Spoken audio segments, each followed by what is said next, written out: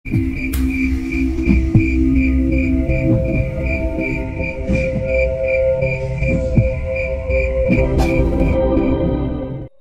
terasa jam sudah menunjukkan pukul 9.30 ketika Mbok Sum menuju ruang tamu sambil membawa sepiring pisang goreng. "Ini si Mbok buatkan pisang goreng," kata Mbok Sum sambil meletakkan piring yang berisi beberapa potong pisang goreng dan serbet makan di meja. "Terima kasih Mbok," jawab Wibi. "Nanti berangkat periksa jam berapa nak?" "Jam 10 Mbok, sekalian jemput Ayu dari sekolah."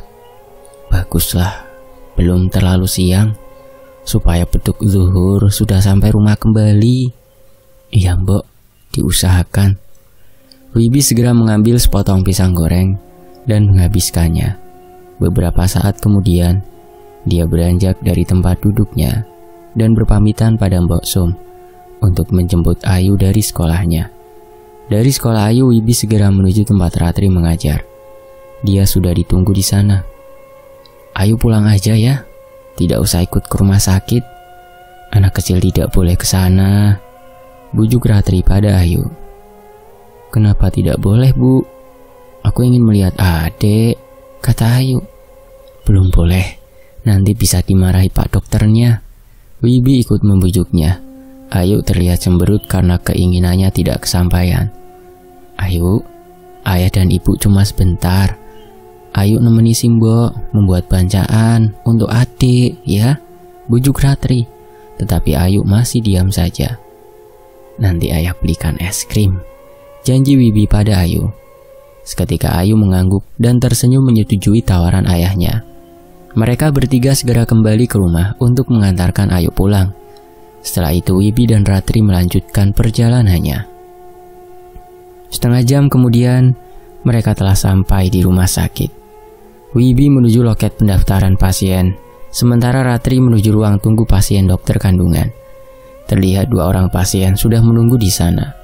Satu pasangan muda seperti Wibi dan Ratri dengan usia kandungan mungkin sudah mencapai 8 bulan.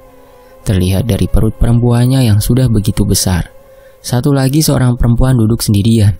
Dia berpakaian rapih dan sebuah tas kulit kecil tergantung di pundaknya.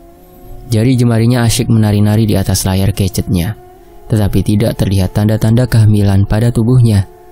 Setelah mendaftar dan mendapat nomor urut periksa, Wibi segera menyusul istrinya. "Dokternya sudah datang, Mas?" "Belum, sebentar lagi," kata perawatnya baru kunjungan pasien. Wibi duduk dengan meluruskan kedua kaki dan sedikit merebahkan tubuhnya pada sandaran kursi. "Capek Mas?" tanya Ratri. Wibi mengangguk dan sebentar kemudian memejamkan matanya. Perlahan-lahan dia membuka mata dan pandangan matanya menerawang ke langit-langit ruangan. "Tidak kerja kok malah capek. Sini aku pijitin sebentar sambil nunggu dokternya," kata Ratri. Sekali lagi Wibi hanya mengangguk dan mengalihkan pandangan matanya ke arah Ratri. Terlihat senyum manis menghias wajah Ratri. Hari ini dia terlihat begitu cantik, bahkan lebih cantik dari hari dan bulan kemarin. Wibi membetulkan posisi duduknya, sementara Ratri mengubah posisi duduknya menghadap ke arah Wibi. Dan tanpa menunggu persetujuan Wibi, tangan Ratri telah memegang pundaknya dan perlahan-lahan mulai memijit. Suasana hening sejenak. Wibi teringat kata orang-orang kalau perempuan hamil terlihat lebih cantik dan berseri-seri itu pertanda bayi yang dikandungnya berjenis kelamin perempuan. "Calon anak kedua kita perempuan, Rat," kata Wibi membuka pembicaraan. "Oh ya, kok tahu Mas?" kata orang dengan melihat ibunya. "Kalau terlihat lebih cantik dan berseri, berarti bayinya bakal perempuan, seperti kamu, Rat." Kalau lagi dipijit gini deh, merayu," kata Ratri tersenyum. Tetapi ada yang tidak bisa disembunyikan oleh Ratri. Tangannya terasa lebih dingin dari biasanya ketika menyentuh leher Wibi, menandakan ada sesuatu yang membuat gundah hatinya. "Kamu kenapa, Rat? Sepertinya kamu sedang memikirkan sesuatu," tanya Wibi, sementara Ratri menghentikan pijatannya. Sejenak dia hanya diam sambil memandang Wibi. "Ratri? Iya Mas. Dokternya belum datang juga ya? Keburu beduk zuhur. Nanti kita pulangnya bagaimana Mas?" Wibi hanya tersenyum mendengar pertanyaan Ratri. Karena Wibi melihat dokter itu sudah datang dan masuk ke ruang prakteknya. Ya, pulangnya biasa saja. Banyak kok yang melakukan perjalanan saat itu. Zamannya sudah berubah, Rat. Kamu jangan terpengaruh terus dengan perkataan Simbo, jawab Wibi mencoba menenangkan perasaan Ratri. Tapi Mas, bukankah perkataan Simbo tadi pertanda Kolomengo lagi bagi kita? Berpikir logis saja, Rat. Jangan semua dihubungkan dengan hal-hal gaib dan lembut. Jangan sampai pikiranmu tersugesti dengan itu semua, sehingga akan memicu munculnya halusinasi atau kejadian misteri dalam kehidupan kita, yang ujung-ujungnya kamu akan disuruh melakukan ritual bancaan dan sesajen lagi. Sebenarnya aku juga begitu, Mas. Tetapi Simbo selalu mengingatkan akan tradisi leluhur tersebut. Ibu Ratri Ningsih, silahkan masuk ruangan. Tiba-tiba terdengar nama Ratri disebut oleh perawat. Wibi menggandeng istrinya masuk ke ruang praktek dokter kandungan. Dilihatnya dokter senior itu duduk di belakang mejanya, didampingi seorang perawat muda dan cantik yang berdiri di sampingnya. Mari Bu, silahkan duduk. Ada keluhan apa? Tanya dokternya. Wibi dan Ratri segera duduk di depan meja dokter tersebut. Tidak ada, Dok, jawab Ratri. Kalau begitu, langsung saja di USG, kata dokternya sambil mempersiapkan peralatannya. Sementara itu Ratri dibantu seorang perawat berbaring di samping alat USG tersebut. Tak lama kemudian terlihat gambar embrio 2 dimensi di layar monitor. Usia kandungan ibu sudah 6 bulan lebih, tepatnya 26 minggu, sehat dan normal. Posisi kepala sudah di bawah dan sepertinya bayi ibu perempuan.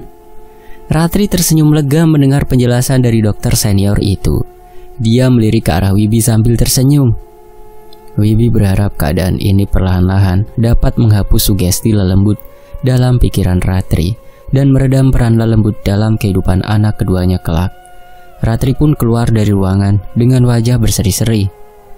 Kita langsung pulang saja, Mas. Kasihan Ayu kalau terlalu lama menunggu, ajak Ratri. Pelan-pelan saja, Rat. Ini baru saja beduk zuhur, jawab Wibi. Ratri hanya tersenyum mendengar jawaban Wibi. Ekspresi wajahnya tetap ceria, tanpa menunjukkan rasa kekhawatirannya. Meskipun Wibi menyebut waktu beduk zuhur, sepertinya dia berhasil memperbaiki tembok dalam pikirannya, sehingga mampu meredam sugesti lelembut dan mengurungnya bersama tradisi leluhur di dalamnya. Sementara itu, kumandang azan zuhur terdengar dari masjid di pojok pertigaan jalan di sebelah timur rumah Mbok Sum. Udara panas dan diselingi angin hanya sesekali saja bertiup menerbangkan butiran-butiran debu di jalanan. Cuaca kian panas dirasakan Mbok Sum yang sedang duduk di ruang tamu dengan perasaan gelisah. Raut mukanya terlihat tegang seperti sedang memikirkan sesuatu. Berkali-kali dia berdiri dan menengok keluar rumah menanti kedatangan Wibi bersama Ratri. Sudah hampir beduk zuhur dan mereka belum juga pulang. Sepertinya mereka sengaja tidak mau menuruti pesanku. Baguslah kalau begitu. Mudah-mudahan aku mendapat alasan untuk membujuk Ratri agar mau melakukan ritual sesajen untuk bau rekso jika benar-benar terjadi Sukerto lagi pada mereka. Gumam Mbok Sum. Dia kembali berdiri dari tempat duduknya dan melempar pandangannya keluar rumah. Tiba-tiba saja seekor cicak terjatuh ke bahu kiri Mbok Sum. "Jabang bayi!" teriak Mbok Sum kaget. Mbok Sum terlihat mendekapkan kedua tangan di dada sambil memperhatikan seekor cicak buntung yang baru saja jatuh dan meloncat dari pundaknya. Cicak buntung itu berlari cepat dan menghilang di bawah kursi ruang tamu. Jatuhnya cicak buntung itu dapat aku jadikan alasan lagi untuk mempengaruhi Ratri, kata Mbok Sum dalam hati.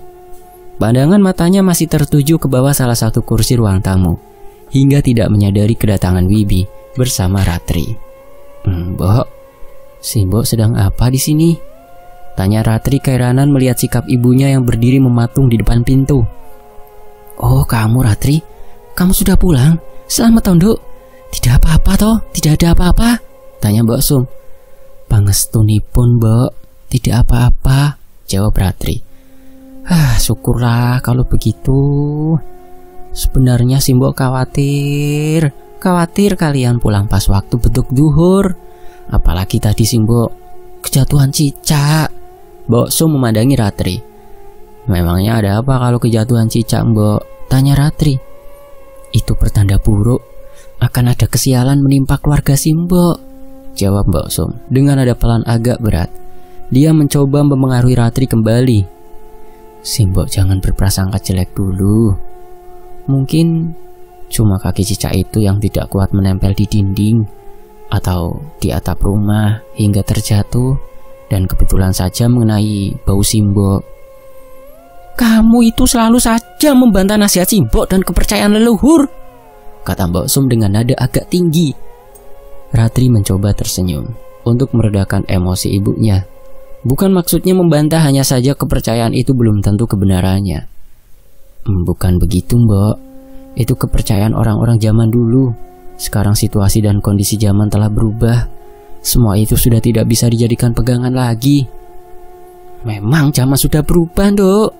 Tapi jangan terus melupakan tradisi leluhur.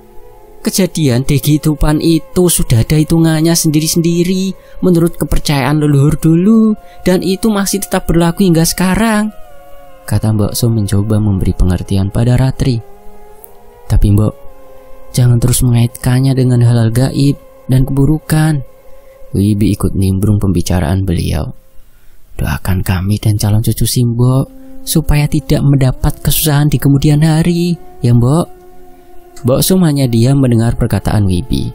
Sorot matanya menunjukkan rasa kekecewaan pada Wibi dan Ratri karena tetap tidak mau menuruti nasihat si Mboknya tentang tradisi leluhur. Iya Mbok, doakan kami yang baik-baik saja. Bukankah perkataan seorang si Mbok merupakan doa bagi anak-anaknya dan itu diijabahi oleh Gusti Allah, kata Ratri. Ratri memandang ibunya dengan tatapan lembut dan tersenyum, kemudian pergi menuju kamarnya. Mbok Sum bergegas menuju dapur menyelesaikan kegiatan memasaknya untuk acara bancaan nanti sore.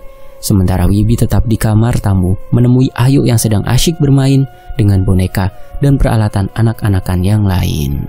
Sementara itu, Wibi melihat masih ada beberapa potong pisang goreng di meja.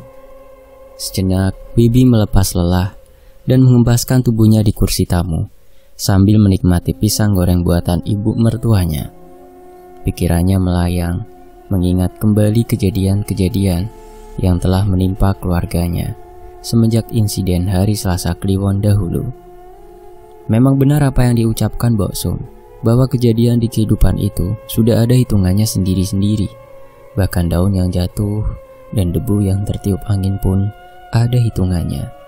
Dan setiap kejadian itu merupakan bagian dari sebuah puzzle kehidupan yang lebih besar. Setiap kejadian akan mengakibatkan kejadian berikutnya. Begitu terus sambung menyambung. Mungkin saja kejadian jatuhnya cicak tersebut merupakan kelanjutan dari dilanggarnya pantangan bepergian pada hari Selasa Kliwon beberapa bulan yang lalu, dan akan membawa akibat pada kejadian-kejadian berikutnya di kehidupan rumah tangganya kelak.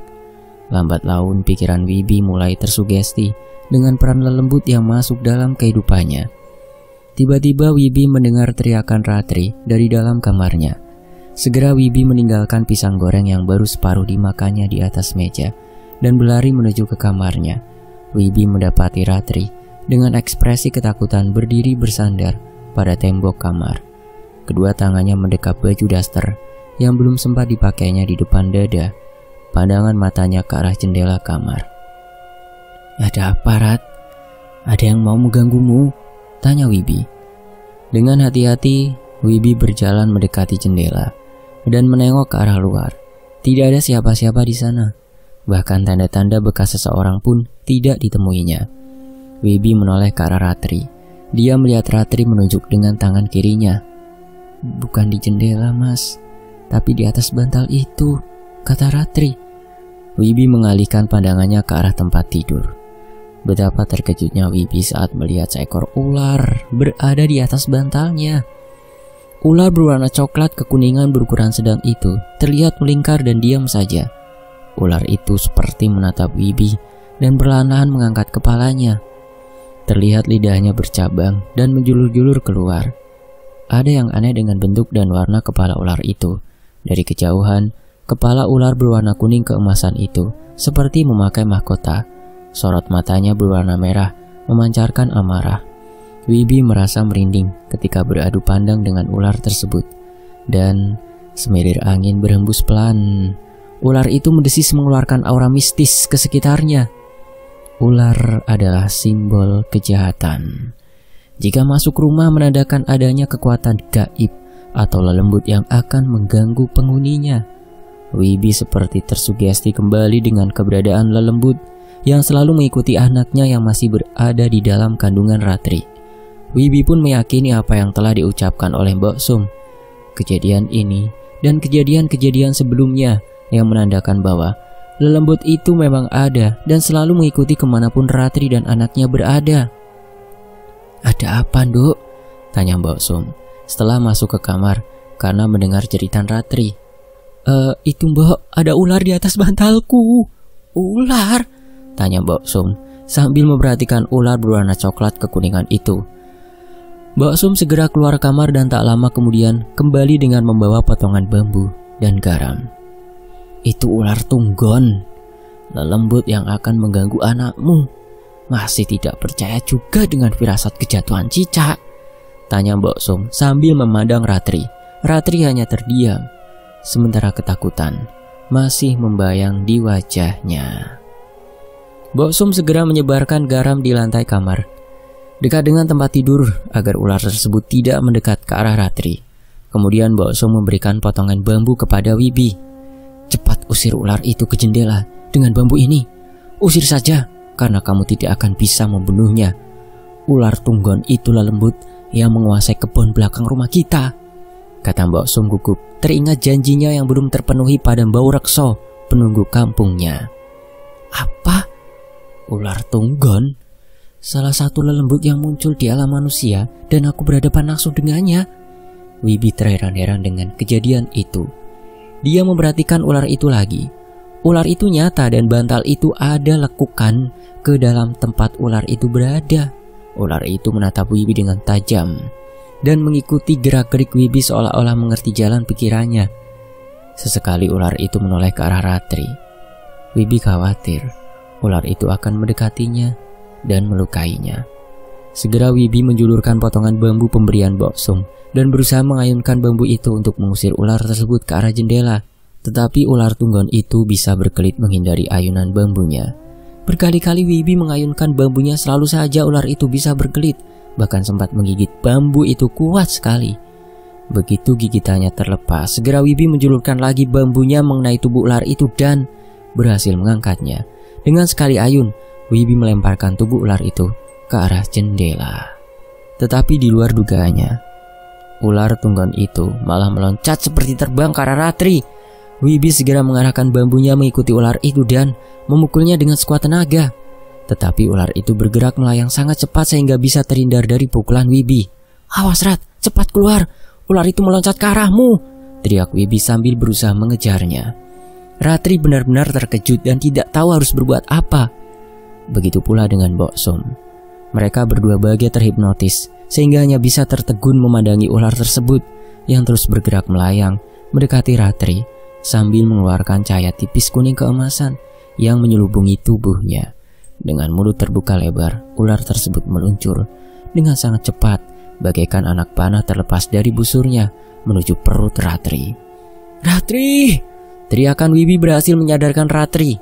Dan secara refleks, Ratri melemparkan baju daster yang belum sempat dipakainya ke arah ular tunggon tersebut. Hanya berjarak 1 hasta saja, baju daster itu telah terlempar dan tepat mengenai ular itu dan menutupinya. Tetapi cahaya kuning keemasan itu dapat menembus baju daster dan terus meluncur mengenai perut Ratri. Dia melihat cahaya itu merambat, mengelilingi perutnya sendiri, membentuk suatu ikatan yang kuat. Begitu kuatnya, ikatan itu menyebabkan Ratri susah bernafas dan merasakan sakit pada perutnya. Sementara itu, Baju daster yang dilempar Ratri jatuh di atas butiran-butiran garam yang berserakan di lantai. Wibi tidak menyadari apa yang sedang terjadi pada diri Ratri. Dia tidak melihat cahaya itu, sehingga dengan cepat dan berkali-kali Wibi memukulkan bambunya pada baju daster itu. Tetapi dia merasa pukulan bambunya hanya mengenai lantai saja dan tidak terasa ada sesuatu di dalam sana. Segera Wibi menghentikannya dan mengangkat baju daster yang tergolek di lantai dengan bambunya. Kosong, tidak ada seekor ular pun di sana. Wibi menengok ke arah Ratri. Dilihatnya Ratri hanya mengenakan pakaian dalam saja berdiri bersandar pada tembok kamar dengan ekspresi wajah ketakutan dan menahan sakit. Sementara itu tangan kiri memegangi perutnya. Ratri melihat ke arah Wibi sambil menjulurkan tangan kanannya agar Wibi bisa meraihnya. "Mas, tolong aku," kata Ratri dengan suara lemah. Wibi segera berlari mendekatinya, tetapi langkahnya terhenti ketika melihat cahaya kuning keemasan melilit perut Ratri dan bergerak-gerak bagai seekor ular. Wibi tidak tahu harus berbuat apa. Sejenak dia hanya bisa menahan nafas melihat kejadian itu. "Duh, Gusti Allah, apa yang harus aku lakukan? Berikanlah keselamatan pada Ratri," Wibi berdoa dalam hati. Wibi melihat tubuh Ratri semakin lemah dan kedua kakinya sudah tidak kuasa lagi menopang beban tubuhnya. Terlihat tubuhnya semakin melorot ke bawah dan tangan itu masih menjulur berusaha agar Wibi meraihnya. Sementara itu, cahaya kuning keemasan masih melilit di perut Ratri. Perlahan-lahan ujung cahaya itu membentuk sebuah kepala ular bermahkota. Kemudian terlihat beberapa kali ular cahaya itu mengelilingi perut Ratri sebelum masuk ke dalam melalui pusarnya. Ratri merasakan hawa sangat dingin menusuk pusarnya dan dia melihat ular cahaya itu menghilang masuk ke dalam perutnya. Sesaat kemudian Wibi berhasil meraih tangan Ratri dan menahan tubuhnya agar tidak jatuh ke lantai. Lelembut ular tunggon itu berhasil masuk ke perut Ratri. Itu semua terjadi di depan mata Wibi tanpa bisa dia cegah. Sugesti lelembut itu begitu kuat telah memengaruhi pikiran Wibi. Apa yang pernah dikatakan oleh Mbok Sum akan menjadi kenyataan bahwa kelahiran anak kedua Wibi akan diikuti oleh lelembut yang kini telah berada dalam perut istrinya. Sugesti lelembut itu telah menciptakan halusinasi dalam kehidupan nyata tanpa bisa Wibi hindari. Dan saat itu, lelembut telah mengambil peran dalam kehidupan keluarganya. Wibi segera membopong tubuh istrinya menuju tempat tidur. Dia membaringkan tubuh tak berdaya itu dan membungkusnya dengan selimut. Sesekali terlihat tubuh Ratri sedikit bergetar, seperti menahan hawa dingin yang masih ada di tubuhnya. Matanya terpejam, tetapi bola matanya bergerak cepat, seolah-olah sedang melihat sekelilingnya. Sementara itu, Wibi hanya bisa duduk termenung, menunggu kondisi Ratri pulih kembali. Dia memikirkan kejadian-kejadian misteri yang telah menimpa istrinya. Setelah suara senandung yang mengganggu Ratri, kini Wibi berhadapan secara langsung dengan salah satu lelembut yang selama ini hanya dia yakini saja tanpa pernah dia lihat sendiri wujud dan keberadaannya. Ular tunggon, lelembut penunggu kebun belakang rumahnya, muncul ke alam manusia dan mengganggu kehidupan keluarganya. Wibi tak habis mengerti dengan situasi ini. Setelah dilanggarnya pantangan bepergian pada hari Selasa Kliwon dulu, mengapa lelembut selalu mengganggu Ratri dan anak dalam kandungannya, meskipun Mbok Sum selalu rutin membuat bancaan dan sesajen untuk meredam kemarahan lelembut tersebut? Apakah karena Wibi dan Ratri tidak meyakini tradisi dan ritual sesajen para leluhurnya? Dan mengapa Mbok Sum selalu mendesak Wibi dan Ratri untuk kembali nguri-nguri atau melestarikan tradisi tersebut? Wibi teringat pada tampak kecil untuk sajen bau rekso penunggu kampungnya. Adakah hubungannya dengan semua ini? Pertanyaan-pertanyaan itu berkecamuk dalam otak Wibi, dan dia sampai pada kesimpulan sementaranya untuk memecahkan persoalan yang sedang menimpa keluarganya. Mbok Sum, ya, Mbok Sum, perempuan tua dengan wajah awet mudanya, mungkin menyimpan rahasia di balik peristiwa mistis ini. Mas Wibi, tiba-tiba terdengar suara lirih dari mulut Ratri. Ratri, kamu telah sadar, Rat? Wibi memperhatikan istrinya. Ratri masih memejamkan mata, meskipun dari mulutnya terdengar lirih suaranya. Wibi menggenggam tangan Ratri, Suhu hangat tubuhnya mulai terasa dan perlahan-lahan Ratri membuka kedua matanya. Mas Wibi, aku merasa capek sekali. Apa yang telah terjadi? Tanya Ratri sambil meraba-raba perutnya. Ada lelembut yang mengganggumu lagi, Rat. Iya Mas, aku ingat. Dan lelembut ular tunggon itu berhasil masuk dalam perutku. Jangan buru-buru mengambil kesimpulan seperti itu, Rat. Tapi aku melihat dan merasakannya langsung, Mas. Bagaikan aliran udara sangat dingin ular itu masuk ke perutku. Bisa jadi semua itu hanya halusinasi saja. Sugesti lelembut dan simbok telah menguasai pikiran kita, Rat. Mas Wibi selalu saja tidak percaya. Aku yang merasakan sendiri, Mas. Dan itu sakit sekali, Mas. Bukan begitu, Rat. Wibi tidak tahu pasti apakah kejadian itu benar-benar nyata atau hanya halusinasi mereka saja. Mas, benarkah lelembut ular tunggon itu ada di dalam perutku, menunggui anakku hingga kelahirannya seperti apa yang pernah diucapkan Simbok? Tanya Ratri, diselimuti rasa ketakutan yang teramat sangat. Aku tidak tahu, Rat. Apa kamu masih merasa sakit yang tidak wajar pada perutmu? Ratri hanya menggelengkan kepalanya. Berarti ini hanya halusinasi. Halusinasi, ya, ini hanya halusinasi, kata Wibi, berusaha meyakinkan Ratri dan dirinya. Dia menatap tajam mata Ratri. Ratri menunduk memperhatikan perut besarnya, dielus-elus perut itu dan dia merasakan tidak ada sesuatu yang aneh dengan perutnya. Tapi lelembut itu telah masuk ke perutku, Mas. Meski saat ini aku sudah tidak lagi merasakan apa-apa, tapi aku takut di kemudian hari akan timbul masalah lagi dengan anak di kandunganku ini. Jangan berprasangka seperti itu, Rat. Jangan sampai halusinasi ini menimbulkan kejadian nyata karena rasa ketakutan kita sendiri. Tapi ini bukan sekedar halusinasi, Mas. Aku merasakan sakit saat cahaya itu masuk ke perut.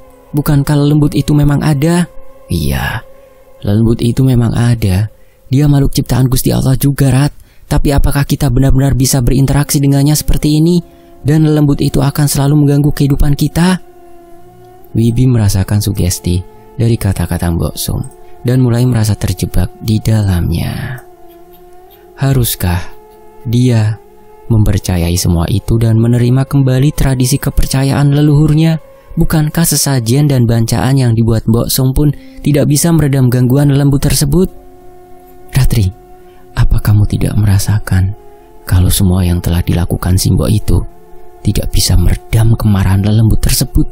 Bahkan semakin kuat lelembut itu mengganggumu. Ada sesuatu yang mengganggu pikiran Wibi. Entahlah, Mas, sepertinya aku juga merasakan begitu. Atau mungkin karena kita tidak sepenuhnya percaya pada tradisi ini, sehingga lelembut itu semakin marah. Kita memang tidak percaya, Rat. Tapi bagaimana dengan Simbok? Beliau pun tidak bisa berbuat banyak untuk melindungimu dengan bancaan dan sajanya. Terus bagaimana, Mas? Wibi menatap Ratri dengan tajam. Dia ragu untuk mengungkapkan kecurigaan hatinya. Dia khawatir Ratri akan marah karena Wibi mencurigai Mbok Sum. Mas, sampean memikirkan apa? Jangan membuatku takut begitu. Simbok, Rat. Ceritakan tentang Simbok. Mengapa beliau selalu memaksa kita untuk kembali melestarikan tradisi ini, sementara gangguan lembut ini malah semakin kuat? Ratri membalas tatapan mata suaminya.